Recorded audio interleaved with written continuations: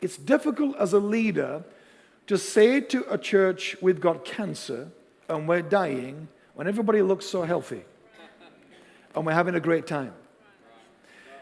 And so I was confused about why I felt, and some of you have felt in previous parts of your life and journey, and may feel this now in where you're doing life and church. Despite all the great signs of health, as it were, why was it that I felt inside very heavy, concerned at the state we were in? How could I say to these people having a great time, we're having a great time, but we're really not reaching anybody, and we're really becoming more and more irrelevant to our community, and we're not growing? Our church was white middle-class people. Now, white middle-class people need Christ like anyone else, but they're not the only people in town. If you took a photograph of our church and went into our city and said, which city in this country do you think that church meets in? They would not have said our town. They'd have said the stockbroker belt of London, perhaps. But they would not have said Bradford, the city I come from, which is a very needy, troubled, problematic city with some of the worst crime and child poverty and prostitution statistics in our country, in our city. So here's what we had. The church was in the city, but the city was not in the church, except in our theology. And it was in our theology enough to fool us into thinking we were making a difference. Y'all with me? I got off a plane a few hours ago, so, so you have no excuse if you're not staying with me. Could you not watch me one more hour? I'm like, yeah, Lord. I know what that feels like. We had this all-inclusive preaching, and the lyrics of our songs were all-inclusive. We sang about taking the world for Jesus. We prayed about reaching our city. We wept over our city. We prophesied over our city. We called them from north, south, east, and west. Nobody came, but we kept doing it anyway. So we did all of that, and we did it for years and years, and we meant it sincerely. And yet, despite doing all of that, and therefore having the appearance of being outward looking, God help you if you came to our church and didn't fit. If your face didn't fit, you came from a different postcode. If your appearance and your behavior and your style and your age group or the color of your skin or the lifestyle that you were in didn't fit, you would be made to feel unwelcome. You would certainly not feel this. You would feel that you had to do some of this, but you wouldn't know what it was because he wouldn't tell you. We'd just kind of let you know that you didn't fit around here, and therefore you'd never stay if you did come. And I was aware of this, and very few others were.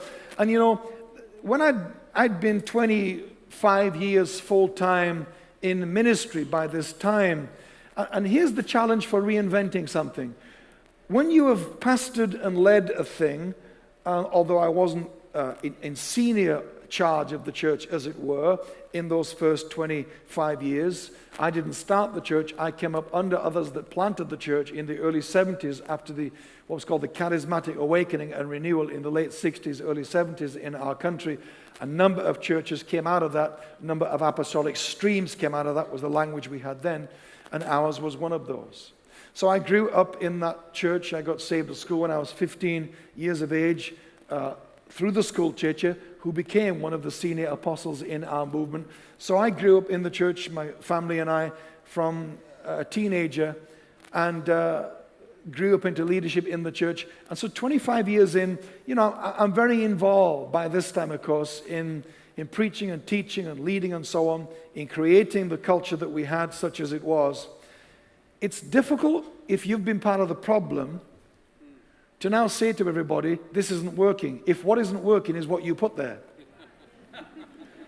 Which is why a lot of leaders fear reinvention, because what goes with that is the admittance that, even what I led us into, what I thought we should do, it's all you know to do at that time. It doesn't make anybody with a bad heart, but it hasn't worked. And it hasn't worked for so long now that we all think it does work because it's all that we keep doing.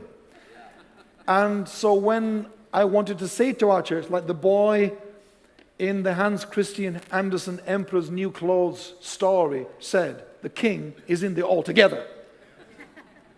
no one wants to be that person, so all the adults wouldn't be that person because the adults have too much kudos, too much social connectivity to lose by saying that. So the kid who hasn't got any of that baggage just says, well, can't we all see the king's naked? And I wanted to say to our church, some things are very naked around here, and I was part of creating that. And so I need to change too, but I'm open to a new idea if you all are, and I knew many of them wouldn't be. And I knew that this issue was huge for our church and still is for many around the world and many in our country, that we had this theology of acceptance, but we had a very exclusive range of who it was that we actually were willing to accept. And our services were like a flight in a flight simulator. We had virtual reality inclusion. We didn't have it real, because if it was real, then people would have been coming into our church of all kinds and all styles and all backgrounds. But it was just the same people every week that came, sat in the same places with the same friends who they spent the time with all week anyway, and just carried on their social life into the Sundays. And every Sunday we had a perfect takeoff, flight, and landing in our singing and preaching and praying. We had a brilliant, flawless, turbulent, free experience. Because we were all friends. We were all having a great time in this world called the local church, and we were having a great time. We were dying in a box with a ribbon on it, but nobody knew that because it was a box with a ribbon on it, while we were having a great time, not realizing we were increasingly irrelevant, turning inward. And I could see this and feel this. I couldn't articulate it well enough, and I decided that I would go to church every Sunday in my own church as a visitor in my head, which is hard to do when you're the pastor. You know, we forget what it's like to come to this church as a first-time visitor. It is a huge, huge deal to go to church in a non-church going culture. It is an anti-cultural thing to do. You remember that. We forget it too easily. To come into these doors, to come into this building, is very difficult. And I wanted to be in their shoes for a while, because I knew that being in their shoes would maybe give me insight to what it was we needed to fix. And I remember coming every week and psyching up in my head before I left home on Sunday to try and go as if I knew nothing, knew no one, to try and find out what it was. And one of the first things I noticed, it's strange when you do that in your head. It's strange what you notice that you've always looked at and never seen as an issue, and were part of creating it. I remember coming and standing up on the platform, just observing as people were approaching their seats and sitting down, and people would put down their bags and coats and car keys and house keys, and these days it would be iPads and iPhones, whatever it was that we bring with us these days, on your seat, under your seat, and then go off and have a coffee in the coffee shop with friends and family and so on. Leave their stuff there because they've reserved their seat. Then after the service, similar, leave their stuff, go and hang out with people. I looked at this and I thought, this is weird. And I was part of doing that, and our family did that for years, but I'm now thinking, what is it that's wrong? How can I help our church see that we're sick, even though we think we're really healthy? And I thought, where else in your life would you leave your most prized possessions and walk away? It's like an alternate universe once we entered the building of the church building. Our behavior just became weird. And I thought, the only reason we're leaving our stuff and walking away is because we feel we can vouch for every person in that room. In other words, our church was way, way too safe. We're an inner city church. If you're an inner city church and you are here, if there's no one here tonight that would steal your stuff, this church is too safe. You've got to figure that, haven't you, really? You've got to figure that really the way we measure whether we are edgy and risque or not isn't our theology and preaching. It's is there anybody here tonight that would steal your stuff? And the truth was, there was no one in our church that would steal our stuff, and there should have been lots of them. And I said to our church, you know, all this stuff we leave lying around and your most prized possessions, don't you think it's a bit weird that we're behaving that way in this building, in an inner city church? Don't you think it's the greatest indictment against us? Do you think that that is a parable of what's wrong with us? That this church has become so safe and so secure and so settled and so predictable that we leave our stuff and walk away knowing that no one would dream of taking our stuff. We're an inner city church, but the city is not in this place. And I would tell them that. They didn't like it, thought it was like I was having a rant, having a bad day, needed to take a break. I was in a bad mood to talk about these things. And like, what's wrong with this guy? Can't we be preaching Jesus a little bit more than talking about our stuff on the floor? What's the problem? I knew they didn't get it and wouldn't get it for a while until I read Tommy Barnett's book called There's a Miracle in Your House. I'd never met Tommy, never heard of Tommy. Somebody handed me that book. I didn't know what it was about. And in the book was a few pages about the bus ministry. I didn't know buses could be in ministry, but there was a bus ministry section. And that thing about the bus ministry stayed with me. You know, the significance of a book is never the book itself. It's the timing with which you read the book. That's why recommending books is a very awkward thing to do. People recommend you books and you think, that was rubbish. Because you were not looking for the same thing they were when you read it. So books are very subjective things to me. I find it difficult to recommend books to people because I don't know if you're after what I'm after when I read that book.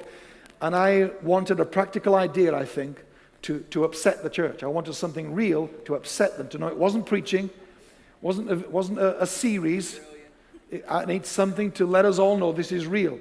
And I read the book and I closed the book, and already by this time people are leaving the church knowing that where we were heading and getting a feeling that the culture had to change around here. And in 1999, January, I preached we have to leave the 99 in 99, meaning we are going to leave all of you, and we all need to leave all of us, and go and find the ones that are missing in our mentality, in our thinking, in our staffing, in our priorities, in our budgeting, in what we give attention to and what we don't. We need to become much more the one that's missing focused, is what was the core of that message, and it did not go down well at all. This is April 1999. I get the book. I read this thing about bus ministry, and it's on my mind in a way that I knew it was God. The way I know things are God is that something's on my mind and it won't let me go. I want to let it go, but it won't let me go. And I'm walking my dog along the canal where I live. We live a couple hundred yards in an old farmhouse, looking over the Leeds-Liverpool Canal. And I was walking the dog, and I was saying, Lord, I know this is you. This is going to be awkward. We've got no money. People are leaving the church, stopping tithing. We're dropping thousands of pounds a month because people are leaving. They're changing their mind on the building pledge. So we're losing building pledges and tithing. And here I am with another bright idea to bus people in. Secondly, Lord, who's going to ride a bus to church in a country where people don't go to church? I'm like, this is crazy. But the bus thing was on my mind, and I'm saying, Lord, I could do with a little sign. Now, I'm a low-maintenance kid, okay? I never ask God for signs. Some of you do it every 5 minutes. But I don't ask God for signs. So I felt this is a good chance for me to have a go at this. So I said, Lord, you know me, I'm low-maintenance, never ask you for signs and stuff, but I could do, just between me and you, okay? Because this is not going to go down well. We got no money, don't know where we'll get buses from, who's going to ride the buses, who's going to drive the buses? I don't know. So, Lord, I need to know it's you before I go public with this thing. And no sooner as I said that, then I turn around, go through a hedgerow, turn back to go back home with the dog. A school playing field is there. On the floor is a piece of paper from a child's textbook, laying on the floor. I pick it up, and in a child's handwriting is written 3 things. Number 1, it said, transport is extremely important. Kids' handwriting. Number 2, because of it, prosperity came to the city. Number 3, because of that, the population exploded. 3 things. And I'm like, nah, this I'm like Gideon, best of 3. Let's have the fleece and they do the other way around tomorrow. The best of 3. And I'm like so shocked. It was so clear. I looked at the dog. The dog looked shocked. I ran home with the dog, which shocked the dog even more. I said to my wife what I'm telling you. I went to work, and the few staff that were still sort of buying into the idea by then, which weren't many, that day we had bought a laminating machine. It was the state-of-the-art stuff then. Everything that didn't move was being laminated. So that piece of paper was taken out of my hand and laminated on the spot. It became like one of the Dead Sea Scrolls in our ministry. It did. It's in a drawer now. Like, where's the parchment? It's there with the 3 things written on it. This was Monday. By Wednesday morning, we had a phone call from a family that had just moved to our city from South Africa. Lived on the worst council estate in our city, one of the top 5 worst in the country, called Buttershaw Estate. No one from our church goes there, drives by there, knows anyone there. No one from that estate and area had ever darkened the doors of our church. And yet they were the people I think my heart was aching for. And they rang and said, does your church have a bus ministry? And used that language. Not do you have transport or can you give us a lift? Does your church have a bus ministry? They'd been to church in South Africa, I found out later, where they had buses and so knew that to use the term, never knowing how significant that language would be to me. So the girl on the phone, girl called Emma, in her teens, because one of the things I did was start employing some young people and empowering that generation in this transitioning of the church. She said, oh yes, of course we do. And got the pickup details from them, and there'd be 5 of them, mum and dad, 3 boys. You will pick you up Sunday, 10 o'clock, and she comes and says, well, do you want another sign that we should be running buses? I just got a call from a family who said you do a bus ministry. I said, yes. I said, but we don't. She said, well, we do now. It's Wednesday. We've got to be there Sunday. I'm like, please. Long story short, we rented a minibus from the local council. We sent that bus up to Buttershaw Estate. We brought that family that morning. They're sitting here over to my left. I said to the church, this morning we started running buses. I told them what I've told you about the dog and the parchment and the whole story. And here's our family this morning. And I mentioned the word they dreaded, Buttershaw. You might have your equivalents around here, I don't know, but Buttershaw. And everybody went, ooh, and grabbed their stuff. They did.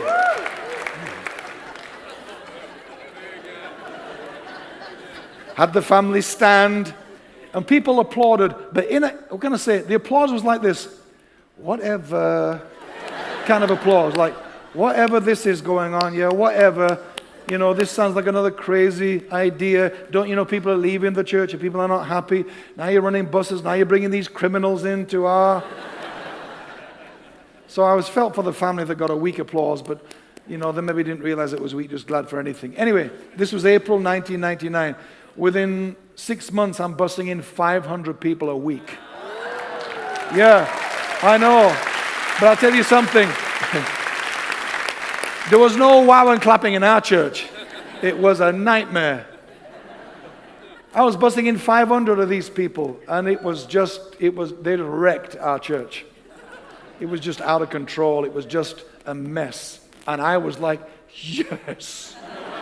In my heart, I'm like, yes. Every single day I had letters and phone calls and emails and appointments with people in our church telling me how wrong this was, what a mess this was, how unsafe our church was, how unsafe kids' church was with these people bringing their kids to church, how they despised the smoking. People were smoking at the entrance to the building. Another couple of hours without a fag, what are we going to do? And we're fighting, we're going to get secondary lung cancer pastor coming into our own church and all this stuff. And then people were swearing and effing and blinding. I don't mean faith, but I mean, what I'm saying. To the people that said to them, you can't park there and you can't sit there. And, it was just all going on everywhere. It was a mess. And it was such a mess. And when we got to our prayer meetings suddenly took on this new life. You ain't heard praying like that in those meetings, because now there's something suddenly to pray about. When you're calling from north, south, east, and west, it's a theory. When they're showing up from Buttershaw, it's not a theory anymore. Now it's praying, and oh, Jesus, help us. And I'm thinking, yes. That first bus brought mum and dad and 3 boys. As I said, that's all that came. Next week, they came back and brought another family with them from a few doors down. That first bus, the mum and dad became great staff members, and their oldest son became my son-in-law 7 years ago. That bus brought more blessing than you could imagine. Oh yeah. You never know who might ride that bus. But I'll tell you what, I had so much drama in the church over this issue. If I'd have said to our church, I know you're not happy, but I've asked all these people to do more of this. Told me they're going to stop smoking, stop swearing, stop drinking, stop gambling, stop doing drugs. They've told me they're going to do all of that. I've spoke to them all. Please, church, will you just extend a bit of this to them with me this week again? Will you this week give a bit more of this? Next week I'll give you an update next week on what they did this week to do more of that so they earn our acceptance again. I felt if I'd have done that, our church would have understood. And I thought, I can't do that because God never did it with us. I can't make these people perform. I can't make them earn what we didn't earn.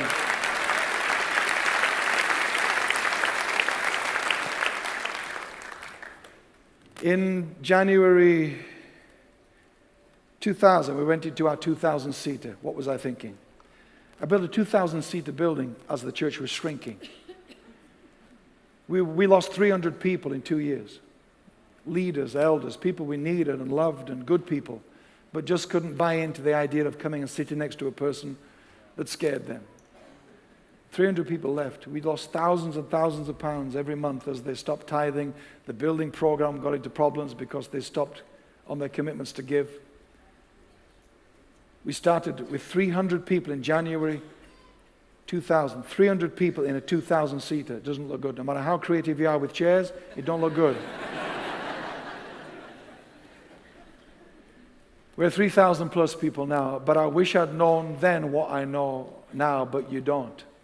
You just got to gut it out, believing if this is God's heart, if this is what we should be doing, if we have to lose, sometimes you got to lose tens to gain hundreds. Sometimes you got to lose hundreds to gain thousands. Sometimes you lose thousands to gain millions. That trade-off I never understood. That it is your destiny for people to leave you.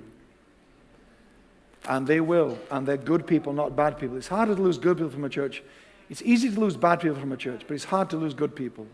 These were good people, hundreds of them. Some have come back since, some haven't. But I'm so glad that I stuck to that commitment to reach people. I've got to stop. Pastor Pete has been very gracious with my time, but a few months ago we had 3 transvestites in the evening service. I think 1 transvestite's enough. I think 3 is a bit overwhelming. And it overwhelmed our church that night. And we're like years into this thing. And I thought, wow, this is strange. Why would these 3 transvestites cause such a stir? You know, their elbows flying, texting around the room, seeing those guys over there. I thought, this is it. Tells me more about us than them. I get up, I preach, I see these guys after the service. I call them over to talk to me. I'm stood at the front with them here. I want them to be seen to be giving them time by people who think they deserve my time more, kind of thing, you know. I said, where are you from, guys? Great to see you. Thanks for coming tonight. Well, Pastor, we're not trying to cause trouble tonight. I said, I didn't say anything. I'm just glad you're here. Well, we come to the church all the time. We're homeless. You feed us in the homeless program. And but you people that do that don't realize we also sometimes dress as women. And we came dressed like this because today was the best dressed transvestite competition in town. And it finished too late for us to get changed. So we just came to church. Now, as they're talking to me, I'm talking to me. And I'm thinking, I've got people in a Mercedes who, if it's raining, won't come to church. I've got these guys who would rather risk, if looks could kill, dressed as women, they'd rather risk that than miss church. And I'm thinking, hang on a minute, which would I rather have? So I said, wow, that's amazing. I said, well, let me say 3 things to you. Number 1, you're the worst looking women I've ever seen. I mean, they were shocking. I mean, they had hairy legs and, you know, makeup was a mess. I said, you guys look terrible. No, Pastor. He said, I won first prize and showed me his trophy. And his mate said, and I was a runner-up, showed me his medal. He was second place. I said, you guys kidding me? I said, you telling me you are the best transvestites in this city? Are you serious? Oh, yeah. I said, well, shame on all of you. You need to lift your game, you guys. All of you. Shame on our city if that's the best we can do. I said, secondly, you're welcome here anytime, just as men or women. I don't care. God doesn't care, which is where I might lose some of you because you don't understand God enough yet. God doesn't care, but there are people here that will care, and I can't protect you from them. But if you can come on that basis, then I'm cool for you to come. Just come how you want. They said, Pastor, that's the strangest thing we've ever had said to us. I said, I know, it tells you more about me than you.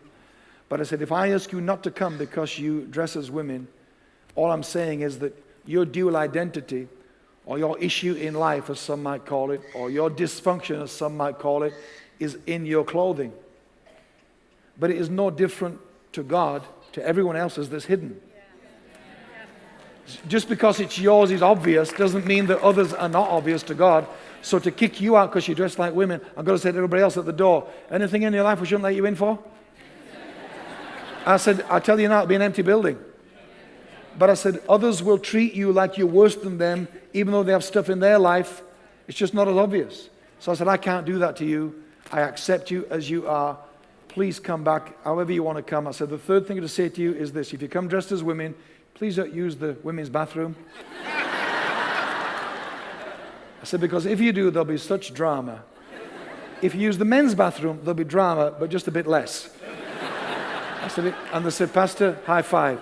Here's the deal, and I'm done. They have been back to our church many, many times since, never once dressed as women. That interesting. I believe what happened to them was what happened to Zacchaeus, because I accepted them as they were. They volunteered change between themselves. They must have said, hey, let's not do that anymore. We don't want to cause an issue for Pastor, or it's clearly not something that bothers them, so we're not going to have any leverage by causing an issue. These people don't care. We can go just as we are. So let's just go as we are. Let's go as men and enjoy, and we can do this. I don't know whether or not they still dress as women. I don't care.